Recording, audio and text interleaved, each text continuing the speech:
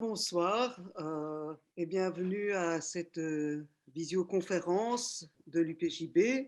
Je vais d'abord peut-être introduire, peut-être pas la soirée, mais en tout cas quelques éléments, à savoir donc vous êtes invités à poser des questions à n'importe quel moment via la petite icône qui se trouve au bas de votre écran où c'est mis Q et R, questions et réponses.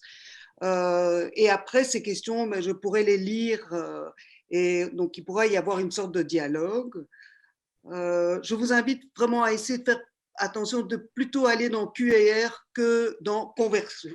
Pourquoi? Parce que si je dois lire les questions à deux endroits différents, c'est un petit peu difficile. Donc Q et R, c'est plus facile. Alors, je vais vous annoncer les deux prochaines visioconférences que nous avons. Donc, ce sera vendredi prochain, le 28 mai, sur le livre qui s'appelle 209 rue Saint-Maur, Paris 10e, qui est l'autobiographie d'un immeuble écrit par Ruth Zilberman, qui s'entretiendra avec Dominique Rodriguez. Ensuite, le vendredi d'après, le 4 juin, ce sera Venir après de Daniel Laufer. Donc, ce sont des témoignages d'hommes et de femmes qui sont des enfants de rescapés des camps. Et voilà, donc c'est un livre qui est sorti récemment. Alors, toutes les visioconférences sont visibles sur sur une page YouTube. Il suffit de taper YouTube UPJB et donc il y a moyen de revoir toutes les conférences que vous avez ratées et celle-ci, vous pourrez la voir aussi dans quelques jours. Voilà, je pense que j'ai plus ou moins dit l'essentiel. Le programme de l'UPJB, vous le trouvez sur le site de l'UPJB, upjb.be. Et voilà, petit détail, c'est Laurent Vogel qui s'entretient avec Irène Coffer, mais il se fait que sur l'image d'Irène Coffer, c'est écrit Laurent Vogel. Voilà, donc il n'y a pas deux Laurent Vogel, il n'y en a qu'un seul, et l'autre c'est Irène Coffer. Voilà, à toi Laurent. Voilà, bonsoir, bonsoir à tout le monde. Bienvenue et surtout bienvenue évidemment à Irène Coffer qui a très gentiment accepté de venir présenter le livre Ladybook qu'elle a publié tout récemment aux éditions de l'Antilope. Alors avant de commencer la conversation avec Irène, peut-être qu'on peut vraiment très brièvement, parce que le sujet mériterait toute une conférence, présenter qui est Irène. Donc, elle est née en Pologne un peu après la Deuxième Guerre mondiale. Ses deux parents sont des rescapés de la Shoah. Irène est surtout connue, je crois, pour son engagement comme militante féministe. Elle a été également syndicaliste et notamment déléguée syndicale à la FNAC il y a un certain nombre d'années.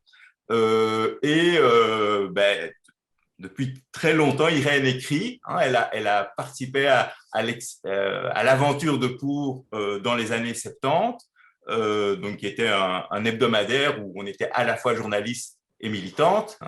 C'était deux choses inséparables. Et d'ailleurs, sur cette période, il y a un vidéo sur YouTube que vous pouvez voir qui a été mis par le Carif, qui est un entretien avec Irène sur cette période de sa vie. Et c'est aussi pendant cette période qu'avec une guitare, elle a commencé à composer ses premières chansons. Alors, elle a été engagée dans différentes organisations, mouvements, initiatives féministes, et notamment dans la SBL Garance. Et elle a publié plusieurs livres, notamment un livre qui retraçait de façon fictionnelle son expérience à l'hebdomadaire Pour, qui s'appelle Fausse piste. Un autre livre qui sont des entretiens avec la militante féministe Françoise Collin, qui était la fondatrice des Cahiers du Griffe. Et donc ce livre s'appelle Parcours féministe. Et un recueil de nouvelles qui s'appelle La déserteuse, qui a été publié en 2015 et donc que vous pouvez encore trouver dans toutes les bonnes librairies. Et ce sont 17 portraits de femmes qui s'écartent des sentiers battus. Et donc ce soir, nous allons parler avec Irène de ce livre d'e-book qui est sorti tout récemment aux éditions de l'Antilope. Alors, ce livre adopte une approche qui est assez originale pour traiter de l'histoire d'Irène, de l'histoire de ses parents et aussi de l'histoire de sa demi-sœur. Il entremêle le récit et la fiction. Et donc le récit, on comprend bien qu'il s'agit de faits réels. C'est l'histoire de la guerre traversée par ces personnes, l'histoire aussi après de l'après-guerre et donc de cette impossibilité sans doute de séparer ce qui s'est passé pendant la guerre de ce qui s'est passé après. Et donc cette partie se nourrit de ce que les parents d'Irène lui ont raconté, mais peut-être encore plus de leur silence et des zones qu'ils n'avaient pas envie d'évoquer. Et alors, il y a eu un moment particulièrement important, je crois, je dirais dans la renaissance des mots autour de ce qui s'était passé. C'est en 1997, lorsque, disons, Irène a insisté auprès de son père pour qu'il enregistre un témoignage pour la Fondation Spielberg. Donc, je propose, Irène, peut-être on peut commencer par la partie récit, donc que tu retraces brièvement comment ça s'est passé pour ta famille, pour ton père, pour ta mère, pour ta demi-sœur. Alors, la réalité, on va commencer par là. Alors, mes parents ont eu deux vies totalement différentes l'un de l'autre, en tout cas pendant la Shoah. Mon père était marié, enfin, chacun était marié de son côté. Mon père a eu une petite fille en 1942. Lui, il ne voulait pas tellement avoir d'enfants, mais sa femme lui a dit « Si toi tu disparais, au moins il me restera la petite fille. » Parce qu'à ce moment-là, il n'imaginait pas, sa femme et lui imaginaient que peut-être que les hommes allaient être déportés, allaient être tués, mais pas les femmes et les enfants. Donc, en 1942, il n'avait pas vraiment compris ce qui était en train de se passer. Donc, il a eu cette petite fille en 1942 et quelques mois ou quelques semaines, je n'ai jamais su exactement quand, parce que quand mon père a témoigné, il s'en mêlait déjà un peu dans les dates. Donc, quelques semaines après, tous les Juifs de Novosonch, c'est là qu'il était, ont été rassemblés sur un pont. Et mon père a raconté ça parce que c'était vraiment quelque chose qui l'avait frappé. Les gens qui avaient été leurs amis, leurs voisins, étaient autour de ce pont en train d'applaudir alors qu'on emmenait les Juifs. Et sur ce pont, il y a eu une séparation entre les hommes qui étaient capables de travailler ou les personnes jeunes et puis les autres. Bon, une femme avec un bébé dans les bras, évidemment, on estimait qu'elle n'était pas bonne pour le travail et donc ils ont été séparés. Et sur la vidéo de témoignage de mon père, il y a un moment que je reprends dans le livre, d'ailleurs j'ai fait une capture d'écran, où il mime le moment où il est séparé de sa femme et de sa petite fille et comment sa mère berce la petite fille. Enfin, c'est vraiment un moment qui a été assez terrible pour moi à voir. Donc ça, c'est l'histoire de mon père. Alors, mon père a été déporté. Comme il disait, il a fait 11 camps. Il disait qu'il aurait pu écrire un guide Michelin des camps parce qu'il y en avait qui étaient meilleurs que d'autres. Et bon, il a donc survécu. Mais il a toujours été dans des camps de travail. Il n'a jamais été dans un camp d'extermination. Il dit pourtant que s'il a survécu, c'est parce qu'il a eu de la chance. Alors, ma mère, c'est une histoire assez différente. Elle était mariée également. Son mari a été... on ne sait pas s'il a été déporté ou tué tout de suite. Elle pense que quand il a été arrêté, il a été tué tout de suite. Ils étaient en Ukraine. Et puis, ma mère avait encore sa sœur et son père qui étaient dans le ghetto de Cracovie, qui ont été déportés. Et donc, elle s'est retrouvée seule. Et quand elle s'est retrouvée seule, elle a eu une idée, enfin, je ne sais pas si on peut dire originale ou géniale. Elle s'est dit qu'elle n'était pas en sécurité à Cracovie parce qu'on pouvait la reconnaître avec des faux papiers. Et donc, elle a pris des faux papiers et elle est allée travailler en Allemagne. Et elle s'est retrouvée dans une petite ville allemande où probablement on n'avait jamais vu de juifs. Et elle s'est dit que là, elle était en sécurité, que personne n'imaginerait qu'elle pouvait être juive. Et effectivement, elle a passé toute la guerre à travailler dans un restaurant. Et quand tu étais petite, quand tu étais jeune, comment est-ce que tes parents parlaient ou ne parlaient pas de ce qui leur était arrivé? Alors, je sais qu'il y a des survivants de la Shoah qui n'ont jamais parlé à leurs enfants.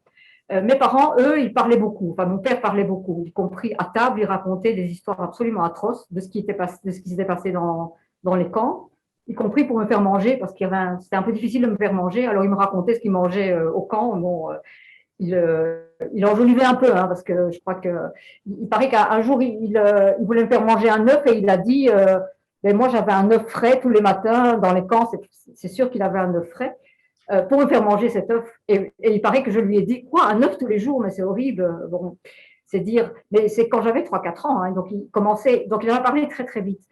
Par contre, il y avait quand même un sujet qui était tabou, qui était justement sa petite fille. Donc je savais qu'il avait eu une petite fille, je savais qu'elle avait disparu. Bon, on ne savait pas ce qu'elle était devenue, mais on pouvait imaginer qu'elle n'avait pas survécu. Mais ma mère m'avait dit, écoute, c'est trop douloureux pour lui, ne lui en parle jamais. Donc, je ne lui en ai pas parlé pendant très longtemps.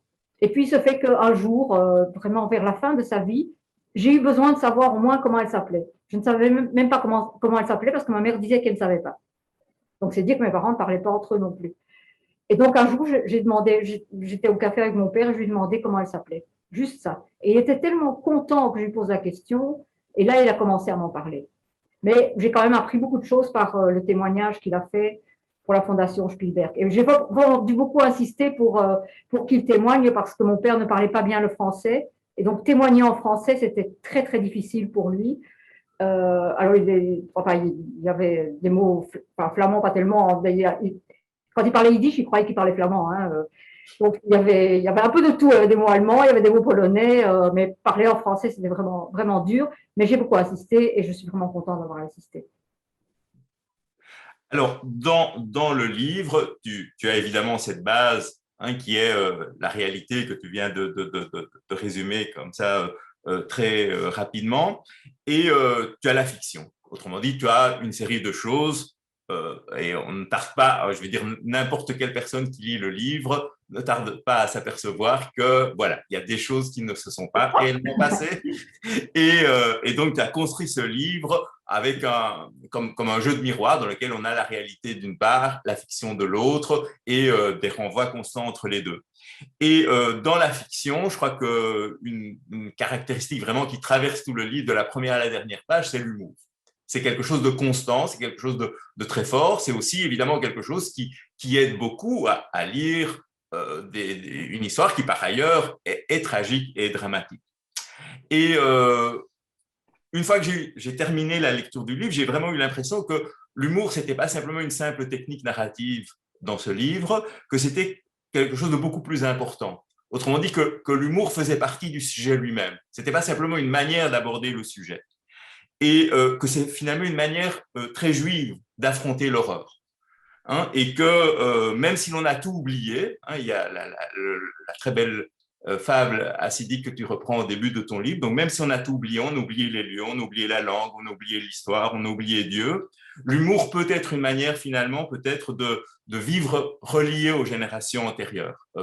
Voilà. Comment toi, tu vois cette caractéristique de ton livre?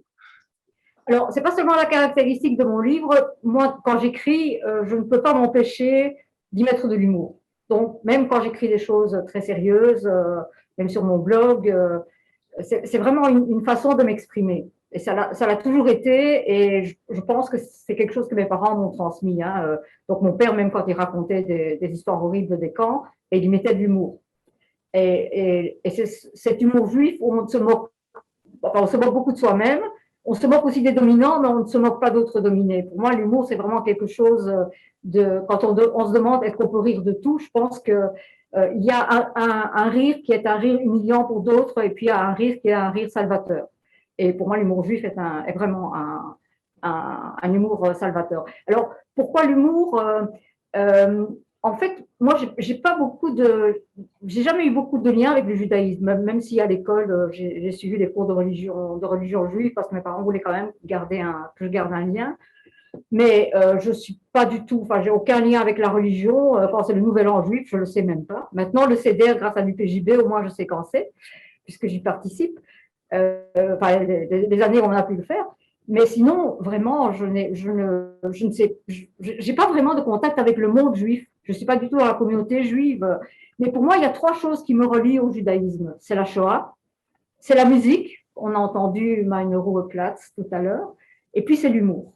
Et je crois que je mettrais, peut-être pas en 1 l'humour, je mettrais en 1 la Shoah. Je crois vraiment que c'est quelque chose qui fait que je ne peux pas m'éloigner du judaïsme, enfin, ou de la judéité, si on veut employer un autre mot. Euh, donc, l'humour, pour moi, est vraiment une façon d'être au monde. Donc, c'est vraiment quelque chose de fondamental. Et mes amis se moquent un peu de moi parce que très souvent, quand on raconte une histoire, je dis, ah, il y a une blague juive là-dessus. J'ai l'impression que pour n'importe quelle circonstance de la vie ou à peu près, il y a toujours une blague juive. Et c'est vrai que, enfin, peut-être que toujours j'exagère un peu, mais très souvent, j'ai même écrit, je ne sais plus où, qu'on n'a pas besoin de philosophie quand on est juif parce qu'on a les blagues juives et que ça suffit, ça répond à toutes les questions qu'on peut se poser sur l'existence. Donc, c'est vraiment quelque chose de fondamental pour moi, oui. Et par ailleurs, dans ce livre-là, c'est vrai que sans humour, ce serait vraiment dur. Et ça a donc joué un grand rôle pour que ce soit lisible, mais même s'il y a certaines personnes qui m'ont dit qu'elles avaient été un peu gênées de rire à un certain moment parce qu'elles étaient tellement dans une histoire tragique et qu'elles se sont surprises à sourire ou même à rire et se sont dit, je ne devrais pas. Mais si, on devrait. Alors, quand on lit le livre, il y a aussi une dimension roman policier. Donc, on lit un chapitre, hop, on est impatient, on se demande qu'est-ce qui va se passer au chapitre suivant. Souvent, on ne s'y attend pas, donc il y a des retournements de situation où voilà, on est surpris, on est engagé dans une certaine direction et hop, on passe à quelque chose d'autre. Et donc ça, c'est cette espèce de dimension, je dirais, de roman policier. Et en même temps, ce n'est pas du tout un roman policier parce que il y a, je dirais presque un goût de l'énigme et un goût de l'énigme qui peut être poussé jusqu'à l'absurdité. Parce que si, une fois qu'on a lu le livre, et je vais évidemment pas maintenant dévoiler les différents tournants qui sont pris, on ne peut pas comment dire, on ne peut pas s'empêcher de penser, de dire, mais si la sœur Mariette, en tout cas à un certain stade dans la narration, a survécu avec son père à Montréal, ben forcément la narratrice elle-même ne peut pas être née. Et inversement, si la narratrice est née, Mariette n'a en tout cas pas pu survivre dans les conditions qui sont décrites dans le livre. Et donc, il y a ce côté, je dirais, énigmatique, qui est presque absurde et qui, à mon avis, permet de présenter les choses chaque fois comme des bifurcations. Autrement dit, si on prend les 4 personnages principaux, la narratrice, et on va ajouter Irène avec la narratrice, la sœur assassinée ou survivant à Montréal, le père commun avec de nouveau différentes possibilités d'existence au lendemain de la guerre, et la mère de la narratrice, même chose, avec différentes possibilités d'existence au lendemain de la guerre. Tout ça, ce n'est que bifurcation. Et ce sont des bifurcations entre différentes vies possibles, entre différents pays, puisqu'on est en Pologne, on est en France, on est en Belgique, on est au Québec, entre des prénoms différents. À certains moments, on peut même s'y tromper de savoir tiens, mais ça, Stella, c'était aussi, etc., etc. Et donc, évoquer ces bifurcations et donc le fait que tous ces possibles étaient différents, est-ce que ce n'est pas finalement une manière de respecter le passé sans se laisser anéantir par ce passé? Grave question, hein? Mais alors, cette idée de bifurcation et de double, c'est vrai que chaque personnage a une espèce de double à un certain moment. D'ailleurs, le mot d'e-book est au pluriel aussi dans le titre, ce qui est important aussi. Donc, même les e-books sont doubles. Donc, il y a un e-book dans un autre e-book. C'est vraiment très, très, très, très complexe. Alors, le côté policier, ça me fait sourire parce qu'il n'y a pas l'énigme de savoir qui est l'assassin. Enfin, si on sait qui sont les assassins, mais ça, on le sait dès le début. Mais j'engage une détective privée. Donc, effectivement, il y a ce côté mystère, même si on ne sait pas comment elle fait pour retrouver ma demi-sœur à Montréal. Ça, c'est secret, c'est son boulot. Donc, il y a tout ce jeu avec la détective privée. Mais il y a une chose, quand tu as dit que si ma demi-sœur avait survécu vraiment à Montréal avec mon père, moi, je ne pourrais pas exister et vice-versa. Dans le livre, je raconte, et c'est quelque chose qui m'arrive, mais qui est poussé au bout. Donc, la première partie s'appelle Celle qui s'efface dans les miroirs, et donc je raconte que j'ai peur que mon image s'efface dans les miroirs, ou quand je marche sur le sable, mes pas s'effacent derrière. Mais parfois, la réalité rejoint la fiction. Il m'est arrivé quelque chose de très drôle hier, pas drôle par rapport au livre, c'est que on devait prendre un rendez-vous pour moi, un rendez-vous médical avec mon numéro de registre national. Et on a vérifié plusieurs fois, c'était le bon numéro et ça ne correspondait à personne. Donc, on nous répondait à l'autre côté du fil, désolé, mais on ne trouve pas la personne avec mon numéro de registre national. Et je trouvais ça extraordinaire. Enfin, ça peut être angoissant, mais avec le livre, je me suis dit, ben, ça y est, le livre est en train de devenir réalité. Je n'existe pas, c'est Mariette qui existe. C'est à peine si j'ai pas dit, ben, cherchez un peu à Mariette. Elle s'appelait donc Mariette Coffert, puisque c'était avec mon père.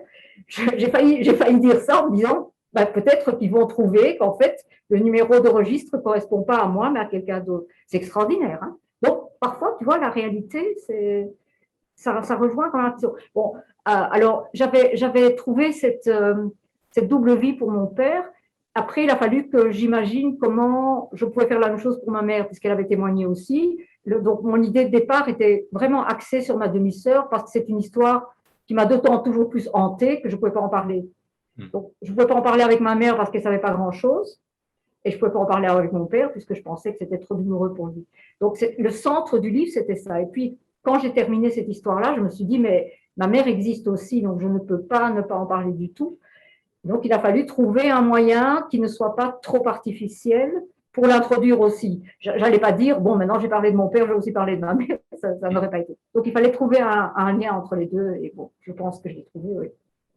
Voilà. Et justement, est-ce que tu peux nous dire plus sur ta mère, avec ce parcours exceptionnel dont tu as déjà dit quelques mots? Oui, oui, oui. Ma mère, donc, quand elle était au ghetto de Cracovie avec son père et sa sœur, donc son mari avait déjà été soit déporté, soit tué directement dès son arrestation. Elle a proposé à son père et à sa sœur de prendre des faux papiers parce qu'elle, qui a toujours été très pessimiste, d'ailleurs on l'appelait Cassandre, hein, donc c'est dire, elle avait raison d'être pessimiste. Elle pensait que ça allait mal se terminer de toute façon, qu'il n'allait pas survivre et que la seule façon de s'en tirer, c'était d'avoir des faux papiers et de passer pour polonaise. Et son père lui a dit qu'il n'en était pas question, que les faux papiers, c'était bien pour les bandits et que si jamais elle prenait des faux papiers, elle n'était plus sa fille. Donc, elle n'a pas pris de faux papiers. Jusqu'au jour où son père et sa sœur ont été déportés à leur tour. Alors, elle s'est retrouvée seule et là, elle s'est dit qu'il n'y avait plus autre chose à faire. Et elle a effectivement, par un prêtre, pu avoir les papiers d'une femme qui était décédée à peu près au même âge qu'elle. Donc, elle s'appelait Maria Galata. Avec ses faux papiers, elle est sortie du ghetto. Elle est restée à Cracovie. Et à Cracovie, elle avait été prof avant la guerre. Et le père, c'est assez terrible, mais le père d'un de ses anciens élèves lui a dit: je vous conseillerais de ne pas rester ici parce que je ne sais pas ce que mon fils fera s'il vous reconnaît. Donc, un père qui se méfiait assez de son fils pour dire, il était dans la police polonaise, hein, c'est pas sûr. Alors, ma mère est partie à Varsovie. Mais à Varsovie, elle ne se sentait pas non plus en sécurité. En plus, c'était au moment de l'insurrection du ghetto de Varsovie. Donc, elle voyait le ghetto qui brûlait. Et donc, elle a trouvé la façon la plus évidente pour elle d'être en sécurité, c'est d'aller dans la gueule du loup. Et elle est volontairement partie travailler en Allemagne avec d'autres jeunes femmes dans une petite ville qui s'appelle Esslingen. Et là, il y a des Allemands qui venaient chercher des gens pour travailler. Et elle a été recrutée dans un restaurant. Donc, elle a travaillé comme femme de ménage dans un restaurant pendant la guerre. Et alors, elle racontait que pendant que mon père était dans un camp, elle, le dimanche, elle allait à Stuttgart manger des glaces au café. Donc, parce qu'ils étaient corrects avec elle. Hein, elle avait son dimanche, elle avait un jour de congé. Donc, j'imagine qu'elle n'était pas beaucoup payée, mais voilà, elle avait la possibilité de faire d'autres choses. Elle était logée, nourrie et assez convenablement traitée. Donc, c'est assez extraordinaire. Ma mère dit que depuis qu'elle est allée en Allemagne, elle n'avait pas vu un seul mort pendant la guerre. Et elle s'est rendue compte, après la guerre, quand Esslingen a été libérée par les Américains, il y a eu un rabbin qui a fait une cérémonie dans une synagogue à Stuttgart. Et le nombre de juifs qui sont venus, c'était incroyable, y compris des hommes. Et on se demande comment des hommes ont fait pour se cacher, parce que bon, les hommes, comme ils étaient circoncis, s'ils devaient se mettre nus, on voyait qu'ils étaient juifs. Mais bon, apparemment, il y avait des juifs qui ont réussi à se sauver aussi de cette manière-là, avec des faux papiers, en Allemagne. Alors, il y a différents personnages dans le roman, je dirais les 4 personnages principaux, puis il y a 4 personnages qui joue un rôle important, je dirais, en aidant les personnages principaux et en aidant à retrouver Mariette. Et il y a un neuvième personnage qui serait Montréal. Tu as choisi Montréal comme lieu principal du roman. Voilà, d'où vient ce choix? On sent que voilà, que c'était quelque chose d'important pour toi. Ouais. Alors, il y a plusieurs raisons. Je voulais une ville où on parle français. Donc, je voulais quelque chose de lointain, mais où je pouvais parler, enfin, que ce soit vraisemblable. Je sais que toute l'histoire avec ma demi-sœur n'est pas très vraisemblable, mais au moins pour qu'au niveau du dialogue, ce soit quelque chose de vraisemblable. Donc, une langue que nous avions en commun. Ça, c'était une raison. Sans doute pas la principale, mais ça a joué aussi. Alors, une autre raison, c'est que j'adore Montréal et que donc j'étais déjà allée plusieurs fois avant.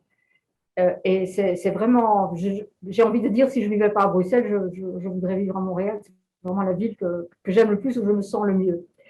Mais alors, il y a encore une autre raison en dessous de ça, mais dont je me suis peut-être rendu compte après, c'est que donc, mes parents, moi je suis née en Pologne, mes parents ont quitté la Pologne pour Israël, on est resté 1 an et demi en Israël et puis ils sont partis très vite, donc au bout d'1 an et demi. Mais leur idée était d'aller au Canada, en fait au Québec, où ma mère avait des cousins. Bon, les Juifs ont des cousins partout, hein, donc on pouvait s'arrêter n'importe où. Et ils se sont arrêtés à Anvers parce qu'on a proposé du travail à mon père, à la Bourse de Diamants. C'est très original. Il n'avait jamais vu un diamant de sa vie. En tout cas, il n'avait jamais travaillé dans ce domaine-là. Mais le fait qu'on leur propose un logement, un travail, ils se sont dit, on ne sait pas comment ça va se passer, on va rester. Et donc, on est resté en Belgique. Mais le but de notre voyage, et ça je le savais, c'était Montréal. Donc on aurait pu se retrouver, nous, à Montréal. Et donc cette possibilité-là, ça fait que c'était d'autant plus vraisemblable, si on veut, que ma demi-sœur, elle y était. Donc que mon père soit vraiment allé à Montréal. Alors, à la fin du livre, tu es de retour à Bruxelles, après avoir été justement à Montréal, et tu décides d'aller chez une des femmes que tu as consultées, donc je dirais celle qui est la détective dans l'histoire, hein, et qui t'a donné la piste qui t'a permis de retrouver Mariette. Elle a disparu, tu sors de chez elle, il y a tout ce petit monde de l'immeuble, hein, qui est à l'entrée de l'immeuble, et une femme suspicieuse qui te demande, bon, ben, est-ce que vous avez trouvé ce que vous avez cherché? Et à ce moment-là, je reprends maintenant les dernières lignes du livre. Tu dis oui, je crois que j'ai trouvé, je leur tourne le dos et d'un pas assuré, je remonte la rue. Alors, c'est à la fois une fin qui ne clôture rien, tu remontes la rue pour aller vers Dieu sait quelle bifurcation, et en même temps, on sent que tu repars justement d'un pas assuré. Et donc, qu'a représenté pour toi l'écriture de ce livre? Je suis contente que tu me parles de la fin parce que ça a été quelque chose de très important pour moi. J'ai souvent des problèmes même avec des livres ou des films que j'aime beaucoup, où la fin, il y a quelque chose qui ne va pas. Soit ils se marient, ils divorcent et ils ont beaucoup d'enfants, soit on tue le personnage parce qu'on sait pas quoi en faire d'autre, mais très souvent, je trouve que c'est très décevant. Moi, j'aime beaucoup les fins ouvertes, ou les fins où on se pose la question justement sur ce qui suit. Je ne sais pas si on attend une saison 2, hein, je n'ai pas l'intention d'écrire un e-book saison 2, mais effectivement, on se dit, elle part d'un pas assuré vers où? Alors, il y a déjà cette question-là. Et puis, j'ai l'impression aussi que le fait que ma détective ait disparu, ça remet un peu en question tout le reste du livre. Au cas où on croirait que ça s'est passé, est-ce que vraiment ça s'est passé? Est-ce que vraiment elle a été là? Alors, je donne des indices comme quoi elle aurait été là, mais en même temps, la personne qui m'ouvre me dit qu'il n'y a jamais eu personne. Et donc, je laisse, si on n'était pas perdu avant, j'espère qu'on est perdu à ce moment-là. Donc, c'est vraiment, enfin, mon éditeur, la première fois que je l'ai vu, m'a dit, je me suis retrouvée perdue plusieurs fois dans ce livre, mais j'ai vraiment adoré être perdue. Donc, c'est très bien, on est encore plus perdu. Alors, qu'est-ce que ce livre a représenté pour moi? Je crois que j'avais besoin, alors, d'une part, je voulais raconter l'histoire de mes parents, mais comme sous forme de document, je ne me sentais pas les épaules assez larges parce que si j'avais voulu en faire quelque chose de vraiment sérieux, j'aurais dû faire plein de vérifications, surtout sur l'histoire de mon père, parce que quand il a témoigné, il était déjà âgé, enfin ma mère aussi était âgée, mais ma mère a gardé sa tête jusqu'à la fin. Mon père commençait un peu à perdre la mémoire, il disait des choses qui n'étaient pas tout à fait justes, d'ailleurs à un certain moment il parle de moi et il se trompe dans ma date d'anniversaire, ce qui quand même, alors peut-être qu'il pensait à Mariette, mais en tout cas, tout ce qu'il dit n'est pas forcément crédible. Donc, reprendre juste un document, ça me paraissait difficile. Je ne suis pas historienne et j'aurais dû faire un travail qui n'est pas le mien. Donc, je m'étais dit que la manière d'approcher cette histoire, c'était la fiction. Après, il fallait trouver une façon d'approcher cette fiction. Mais aussi, j'avais l'impression que cette demi-sœur, elle me hantait depuis longtemps et que mes questions existentielles, bon, comme je disais tout à l'heure, c'est pas si grave que ce que je raconte. Enfin, c'est comme hier, hein, il m'arrive régulièrement des choses comme le fait que mon numéro de registre national ne correspond à personne, ou alors ce que je raconte dans le livre et qui est vrai, c'est quand j'ai voulu avoir un passeport, il faut prendre l'empreinte du pouce et que la machine refusait de prendre l'empreinte de mon pouce et que l'employé en face était très embêté en me disant mais je vous assure ça marchait pour la personne précédente. Et il a fallu que je revienne pour avoir l'empreinte du pouce. Donc des choses comme ça m'arrivaient vraiment. Et chaque fois, moi, ça me renvoyait à cette idée, est-ce que j'existe vraiment? Ou est-ce que, c'est sans doute plutôt, est-ce que j'ai le droit d'exister? Alors on connaît la culpabilité des survivants, hein, qui se demandent pourquoi est-ce que moi j'ai survécu quand tant d'autres sont morts. Mais je crois que pour beaucoup d'enfants de survivants, la question est aussi, est-ce que ma vie ne repose pas sur la mort de tant d'autres personnes? Ou effectivement, si les autres n'étaient pas morts, moi, je ne serais pas là. Donc, est-ce que je suis légitime d'être là? Et je pense que c'est quelque chose qui m'a toujours accompagnée. Alors maintenant, est-ce que ce livre m'a permis de faire la paix avec Mariette, de faire la paix avec cette histoire? J'en sais rien, je le saurai peut-être à long terme. Moi, j'ai l'impression d'être un peu plus en paix, d'en avoir fait quelque chose d'autre que quelque chose de destructeur, parce que ça peut toucher d'autres personnes. Et que là, je me sens moins dans la solitude de mes pas qui s'effacent derrière moi dans le sable. Donc, je crois que c'était une forme, genre, je ne sais pas si on peut dire de thérapie, mais en fait, j'ai mis beaucoup de temps à pouvoir parler d'elle comme de ma demi-sœur. Pour moi, c'était la fille de mon père. Alors, quand j'en parlais, je disais c'est la première fille la petite fille de mon père, mais pas ma demi-sœur. Et pour prendre ce rapport vis-à-vis de moi, ça m'a vraiment demandé beaucoup de temps. Alors, un livre, c'est évidemment un travail fait par une personne en général. Enfin, parfois, il y a deux personnes qui écrivent un livre ensemble, mais le plus souvent, c'est une seule personne. Et donc, en général, la personne qui lit ne voit que cette personne qui est l'auteur. Et en même temps, quand on voit la couverture, cette couverture porte un signe, hein, qui se répète sur une série d'autres livres, qui sont les éditions de l'Antilope. Et il se fait que quand je t'ai contacté la première fois, ton livre n'était pas encore sorti, et tu m'as parlé justement de cette dimension collective du travail. Autrement dit, c'est évidemment toi qui as écrit ce livre, mais il y a eu tout un travail de la part des éditions de l'Antilope, qui est une petite maison d'édition avec un catalogue qui n'est pas très grand, mais qui est d'une très, très grande richesse et d'une très, très grande diversité. Alors voilà, est-ce que tu peux dire quelques mots sur ce travail commun, ce travail collectif qui a donné naissance au livre? Donc, à l'Antilope, ils sont deux, hein, il y a Jules Rosier et Anne-Sophie Dreyfus. Moi, j'ai travaillé surtout avec elle. Elle a repris entièrement le texte et donc quand on en a discuté, elle m'a dit, voilà, moi, je vais vous faire une série de propositions, mais c'est vous l'autrice. Alors, bien sûr, elle m'a proposé des corrections, hein, style de voir des choses que moi je ne voyais plus, comme quelqu'un qui avait changé de couleur de cheveux sans raison entre la page 24 et la page 160, ce qu'on retrouve souvent dans les livres, hein, parce que ce n'est pas relu. Alors, en général, on ne fait pas attention, mais c'est quelque chose qui, moi, me gêne souvent. Et donc, elle m'a fait des remarques de cet ordre-là, mais elle m'a aussi fait des remarques de fond en me demandant, en trouvant que certaines phrases, peut-être, ou même certaines parties, n'étaient peut-être pas indispensables, en proposant des changements, en proposant d'autres façons de s'exprimer aussi. Et à chaque fois, donc ça a été un travail de relecture pour elle qui était quand même important, et puis qu'elle m'a renvoyé un mois avec des gribouillis sur un exemplaire PDF, donc écrit à la main. Et donc, chaque correction, il fallait que j'accepte ou que je refuse. Donc, ça a été un boulot qui a quand même, bon, ça n'a pas duré très longtemps parce qu'elle m'a donné des délais assez stricts, mais ça a quand même été un sacré boulot. Et on n'avait pas beaucoup de désaccords, mais parfois, c'est vrai qu'il y a des passages qui peut-être n'ont pas de sens extérieur. Il y a des personnes qui m'ont dit que ça avait du sens pour elles, et ça m'a fait plaisir. À un certain moment, je raconte une histoire d'un écureuil qui a le vertige.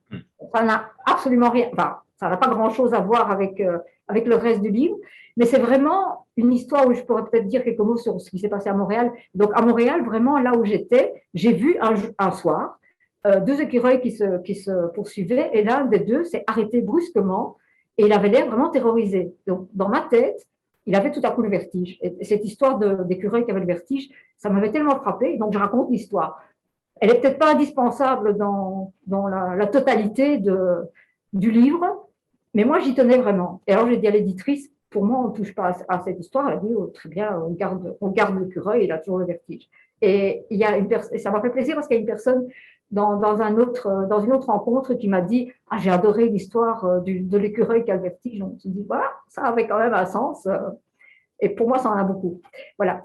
Donc, ce que je voulais dire sur Montréal, c'est que je suis partie réellement à Montréal, donc à la recherche de ma demi-sœur. Je suis partie avec une amie et j'ai vraiment habité chez des amis de cette amie. Donc, la maison que je décris est une maison qui existe vraiment. Et je suis juste partie avec un cahier de notes en me disant, je vais voir ce qui va arriver. Et c'est vrai, par exemple, que au moment où j'y étais, il y avait une exposition Shalom Montréal, donc l'apport des Juifs à l'histoire de la ville, dans un des plus grands musées de Montréal. Donc ça tombait bien, mais je ne le savais pas du tout en y partant. Donc ça, c'est tout à fait vrai. J'ai découvert les livres de Régine Robin que je ne connaissais pas du tout. Donc j'ai pris des notes. Alors, il y a des choses que j'invente, évidemment, mais il y a quand même beaucoup de choses qui sont réellement passées. Et j'étais vraiment tout à fait ouverte en me disant, je vais voir ce qui se passe avec ma demi-sœur. En transposant ce qui s'est passé avec d'autres personnes. Donc, je fais un voyage à un certain moment dans les cantons de l'Est. J'ai fait ce voyage-là, mais pas avec ma demi-sœur, hélas. C'est pas elle que j'ai rencontrée. Mais voilà. Donc, il y a toujours ce jeu entre la réalité et la fiction. Et je suis très contente quand les gens ne s'y retrouvent plus. Donc, il y a des choses où on voit bien que c'est la fiction. Mais il y a des moments où on se demande est-ce que c'est vrai, est-ce que c'est faux. Il y a des personnages qui sont totalement inventés, il y a des personnages qui sont vrais, il y a des personnages qui sont transposés. La psychorabine que je rencontre à un certain moment, c'est une transposition de quelqu'un qui existe vraiment. La détective privée aussi, sauf qu'elle n'est pas détective privée. Mais donc vraiment, je me suis inspirée. La maison où habite la détective privée, c'est vraiment une maison que je connais. Et donc, il y a toute une série d'éléments que j'ai transposés et c'était un plaisir énorme de le faire comme ça. Alors, juste avant de passer aux questions, je voulais juste signaler que justement Anne-Sophie Dreyfus, donc qui est des éditions de l'Antilope, sera avec nous en visioconférence le 25 juin. Donc, ce sera un complément à cette conférence-ci. Maintenant, je passe la parole. Attends, je voudrais juste dire que la conférence de Daniel Laufer qui a écrit donc Venir après, c'est le 4 juin, hein, qui est bien. Oui. C'est aussi un complément, parce qu'elle a pris les témoignages d'enfants de survivants, et que dans certains de ces témoignages, je me suis tout à fait retrouvée. Donc moi, j'y suis allée par le biais de la fiction, mais c'est la même histoire par certains côtés. C'est assez frappant. Donc je serai là, je suis très, très contente que vous l'ayez aussi invité. Voilà, alors pour le moment, il n'y a pas encore vraiment de questions, mais parfois les questions arrivent graduellement. Moi j'avais une question très, très, très bête, très plate. C'est au fond, quand est-ce que l'idée de ce livre a germé? Alors, l'idée d'un livre a germé quand j'ai reçu les vidéos des témoignages de mes parents, en me disant je vais en faire quelque chose. Mais je ne savais pas quoi. Donc, il a vraiment fallu que j'ai cette idée de… Alors, je me disais bien que j'allais faire une fiction, mais il fallait un fil narratif, il fallait quelque chose qui alimente cette fiction.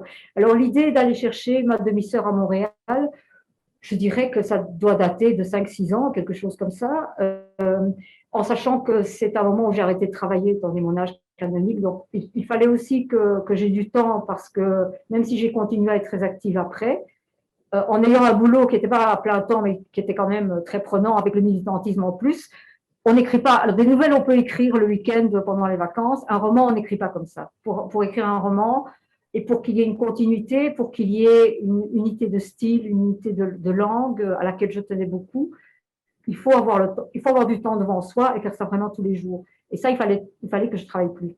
Donc, j'ai pu vraiment m'y atteler il y a 6 ans.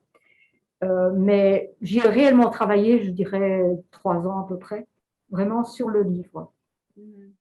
Donc, c'est déjà un projet qui est lointain. Bon, après, une fois que j'étais contente de mon manuscrit, je l'ai fait lire quand même à 3 amis pour voir si elles pensaient que ça tenait la route. Et puis, je l'ai envoyé à 3 maisons d'édition. Il y en a une qui m'a répondu tout de suite non. Il y en a une qui m'a toujours pas répondu 2 ans après. Et puis, l'Antilope qui m'a dit que ça les intéressait. Et bon, là, j'étais contente, évidemment. Hein. J'avais envie que ça sorte à Paris. Bon, ça, c'est un peu le mythe de Paris. C'est mieux que Bruxelles. Bon, c'est un peu...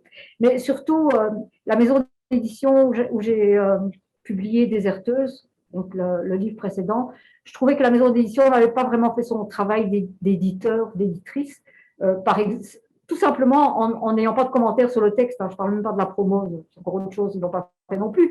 Mais même au niveau du travail du texte, ils n'ont absolument rien changé, ils m'ont rien proposé. Et j'avais envie de quelqu'un qui m'accompagne réellement, ce que l'Antilope a fait d'une manière excellente. Ça, c'est mon chat, si vous le voyez. Il est très affectueux. Voilà, mais pour le moment, pas encore de Pas de questions. Mais bon, allez-y, hein, profitez-en parce que voilà, je ne sais pas. Vous ne pouvez pas. Bah, alors, je continue. Moi, je voulais en savoir un peu plus sur l'expérience de l'Allemagne de ta mère, quoi. Ma mère, oui. Oui, je trouve que c'est un courage incroyable, quoi. Partir là en Allemagne avec des faux papiers, se faire passer pour une Polonaise, quoi, catholique, Oui. Oui, c'était très courageux et c'était aussi une façon de sauver sa peau, mais en faisant un choix qui n'était pas évident. Elle ne savait pas qu'il y avait pas mal d'autres personnes qui ont fait le même choix, mais qui étaient quand même minoritaires. Hein. Déjà, il fallait trouver quelqu'un qui... D'abord, il fallait trouver quelqu'un qui lui fournisse des faux papiers. Il fallait avoir aussi les moyens de le payer, hein, parce que bien sûr, ce n'était pas un cadeau. Hein. Elle a dû le payer, donc elle a vendu ce qui lui restait de bijoux qu'elle avait gardé. Sur elle, elle a juste gardé le bracelet de sa sœur dont j'ai hérité, mais elle a vendu tout le reste. Et donc, son expérience en Allemagne, alors, il y a toute l'histoire du restaurant où elle a travaillé, et c'était assez incroyable parce qu'à un certain moment, ma mère était vraiment pas faite pour faire le ménage, hein, je peux dire. C'est comme moi, sauf que moi, je ne l'ai jamais fait. Hein, mais j'admire, hein, parce qu'elle me racontait que dans ce restaurant, il y avait 15 grandes fenêtres et qu'elle devait laver les grandes fenêtres et qu'elle n'était absolument pas faite pour ça. Les gens qui l'avaient embauchée avaient besoin de quelqu'un de fort. Ils disaient une force de la nature. Et ma mère, elle était tout sauf une force de la nature. Elle était assez frêle, enfin, un peu comme moi, et assez maladroite, un peu comme moi. Mais à un certain moment, elle a eu des problèmes avec je vois qu'il y a une question, avec les produits d'entretien qui, évidemment, abîmaient les mains et elle n'avait pas de gants, bien sûr. Alors, elle a poussé la chutzpah. Alors là, on comprendra entre juifs. Hein, donc, elle est allée au service du travail en disant qu'elle voulait changer de travail. Alors, c'est fou, déjà. Elle avait un travail, elle avait des faux papiers. Elle est quand même allée dire qu'elle voulait autre chose et effectivement, elle a quitté son restaurant et elle est allée travailler en usine. Ce qui est quand même assez extraordinaire. Il faut oser le faire hein, en étant dans cette situation-là de clandestine. Et elle a eu son boulot à son usine et quand elle a eu un problème au pouce, elle a gardé une trace, mais elle a été soignée. Hein. Les Allemands l'ont soignée. Et ils ont même elle a même eu un congé maladie au restaurant, donc le restaurant a dû la garder pendant un certain temps et lui donner à manger, lui laisser le logement alors qu'elle ne travaillait plus. Donc, vraiment, ils étaient très corrects. C'est assez extraordinaire quand on y pense après. Alors, l'histoire de ma mère, pourquoi c'est une histoire double? Parce que c'est vrai que donc en Allemagne, elle a rencontré un prisonnier de guerre allemand et ils sont tombés amoureux l'un de l'autre. Bon, ma mère savait que son mari, lui, il ne reviendrait pas. Et dans la tête de ma mère et de lui aussi, ils allaient se marier après la guerre et vivre ensemble. Et après elle s'est retrouvée à Paris. Elle n'est pas retournée en Pologne directement. Elle s'est retrouvée à Paris et elle avait un travail. Elle était prof de polonais. Et après la guerre, c'était utile, du polonais en France. Donc, elle avait un logement, elle avait un travail, et j'ai eu beaucoup de mal à comprendre pourquoi elle était retournée en Pologne 2 ans après. quand même, la vie en France, ça paraissait mieux, hein, alors qu'elle n'était pas dans une condition précaire. Et en fait, alors je peux le dire, hein, même si c'est spoiler un peu l'histoire, mais donc le prisonnier français, quand il a tourné dans sa famille, quand il a voulu l'épouser, elle a repris son identité juive et la famille de son amoureux a dit « Ah non, il n'est pas question que tu épouses une juive ». Donc après la guerre, c'est fou en France, l'antisémitisme. Et là, je crois que… Alors ma mère ne m'a jamais expliqué ça comme ça, mais je crois qu'elle s'est dit entre un antisémitisme que je connais bien, qui est l'antisémitisme polonais, dont elle avait beaucoup souffert avant la guerre, et un antisémitisme français auquel elle ne s'attendait pas, parce que la France, pour elle, c'était le pays de la Révolution. Eh ben, elle a préféré retourner en Pologne, en se disant peut-être qu'en Pologne, elle retrouverait encore quelqu'un. Et là, elle a retrouvé mon père. Mes parents étaient cousins, donc ils se connaissaient avant la guerre. Et là, elle a retrouvé quand même quelqu'un qui était mon père. Alors, les questions arrivent et je vais les lire.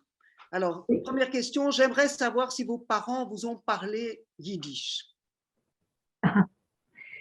Alors, ils auraient eu du mal à me parler yiddish parce qu'ils ne le parlaient pas. En tout cas, ma mère ne le parlait pas. Alors, mon père, lui, il ne le parlait pas vraiment non plus, mais comme il a travaillé à la bourse, ben, il a été bien obligé de l'apprendre. Donc, il a appris en une fois et le français, le flamand et le yiddish. C'est pour ça qu'il mélangeait toutes les langues. Et d'ailleurs, dans les magasins en Anvers, il parlait carrément yiddish et il croyait que c'était du flamand. Mais les commerçants étaient tellement contents qu'il ne parlait pas français qu'ils essayaient quand même de le comprendre. Mais il ne parlait pas entre eux yiddish, puisque ma mère, elle connaissait quelques expressions, mais c'est tout. Et il voulait surtout que je n'oublie pas le polonais. Donc, il me parlait le polonais. Et c'est vrai que maintenant, je commence à avoir du mal parce qu'ils sont décédés depuis 20 ans quand même. Et je n'ai plus l'occasion de parler polonais, mais je comprends toujours très bien. Mais le yiddish, non, jamais. Pour eux, en plus, ils n'étaient pas très, très communautaires non plus, hein, pas plus que moi. Et même si la plupart de leurs amis, enfin, les quelques amis qu'ils avaient étaient juifs, mais non, je ne crois même pas qu'ils auraient voulu, ils n'avaient pas envie de m'enfermer dans cette identité-là. Alors que la Pologne, leur racine pour eux, c'était la Pologne. Ce n'était pas tellement le monde juif. Donc, non. Alors, peux-tu dire un mot à propos de la bibliographie à la fin de l'ouvrage? Pourquoi ce choix? Pourquoi ce choix? Parce que ce sont des livres qui m'ont accompagné pendant l'écriture du livre. Alors, certains de ces livres, j'en reprends des extraits. Il y en a d'autres dont je ne reprends même pas les extraits, mais qui m'ont quand même inspiré.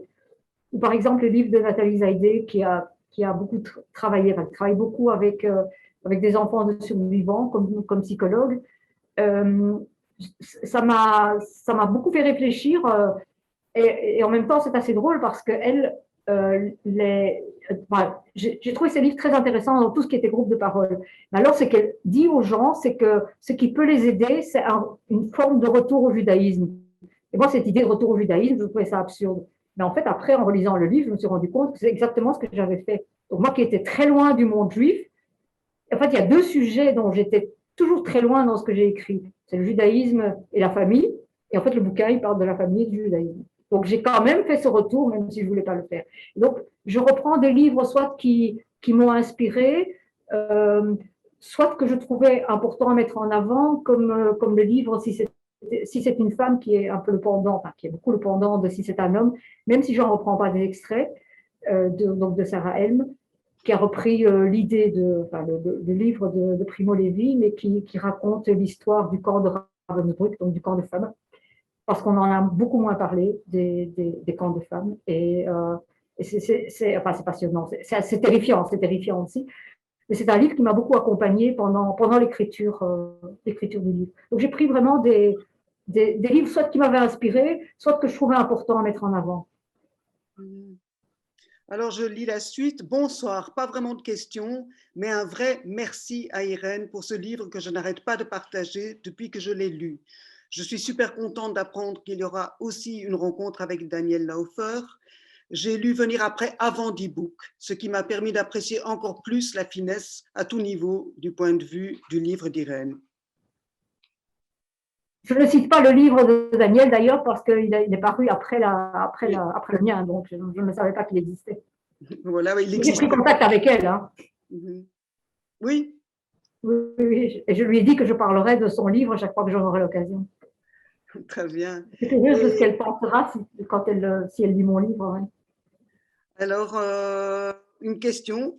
Qu'est-ce que cela t'a apporté à toi dans ta vie d'écrire et de publier ce livre, notamment par rapport à ce sentiment que tu ne serais pas là si ta demi-sœur avait survécu? Oui, bah, je disais, ça m'a sans doute apporté de faire la paix avec cette histoire. Par exemple, ce que j'ai raconté tout à l'heure sur mon numéro de registre national qui ne correspondait pas à une personne, je pense qu'il y a quelques années, ça m'aurait plongé dans des angoisses de dire est-ce que j'existe vraiment, et je me serais sentie assez mal. Et d'ailleurs, la personne qui téléphonait en fait pour moi, elle me regardait d'un air un peu embarrassé parce qu'elle se rendait compte que c'est pas évident qu'on dise à quelqu'un votre numéro de registre national ne correspond à personne. Et cette fois-ci, je pense parce qu'il y a eu le livre, j'ai pris ça comme, je sais pas, comme une confirmation du livre, comme une façon de dire, ben, ce que tu as écrit dans le livre, c'est vrai. La preuve d'ailleurs, ça va continuer, mais ça a cessé d'être dramatique. Et donc là, je crois vraiment que ça m'a fait évoluer de ce point de vue-là, et que donc j'ai moins, enfin, cette impression de ne pas exister, je pense pas qu'elle va disparaître, mais je pense qu'elle sera moins angoissante quand même, que je pourrais garder plus de distance et de me dire, ben oui, non seulement j'existe, mais en plus j'ai rencontré ma demi-sœur, donc j'ai fait la paix avec elle. Et donc, elle ne va plus me tourmenter comme elle a pu le faire. Le D-Book est parti sans être tout à fait parti. Enfin, j'en ai fait quelque chose qui peut toucher d'autres personnes.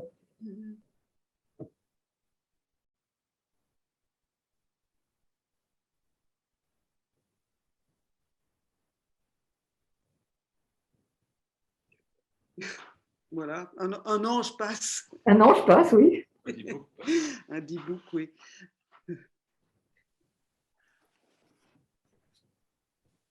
S'il n'y a pas d'autres questions, je crois que voilà, on peut encore remercier Irène. Donc, je vous conseille de vous procurer le livre. Il est dans les bonnes librairies, comme on dit toujours. De vous intéresser aussi au catalogue de l'Antilope. Vous verrez qu'il y a d'autres livres qui valent vraiment la peine. Et donc, on aura certainement l'occasion d'en reparler à la fin du mois de juin avec Anne-Sophie Dreyfus.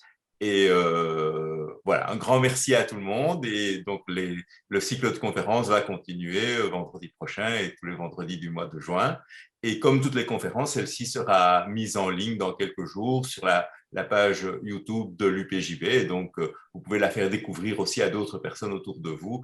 C'est une question de quelques jours. Voilà, un grand merci à Irène, un grand merci à Lucie et à toutes les autres personnes qui sont venues participer. Merci pour l'invitation. Merci beaucoup. Au revoir. Au revoir.